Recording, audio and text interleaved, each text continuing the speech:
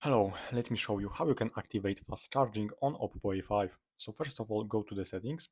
From here, let's try to find this mode in the battery, maybe battery health, but we have nothing related with fast charging.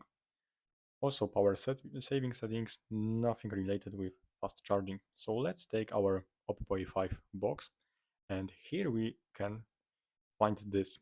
This is the information about the adapter. So you have to use 10 to 45 watts adapter. But I can tell you that if you are using adapter with more watts, you are able to also charge this phone.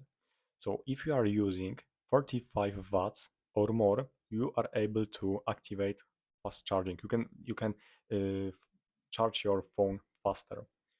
But if you are using a lower watts adapter than 45, you are not able to use this option. So there is no like dedicated fast charging mode on this phone. You have to just use 45 or more watts adapter. So that's all. Thanks for watching and subscribe this channel.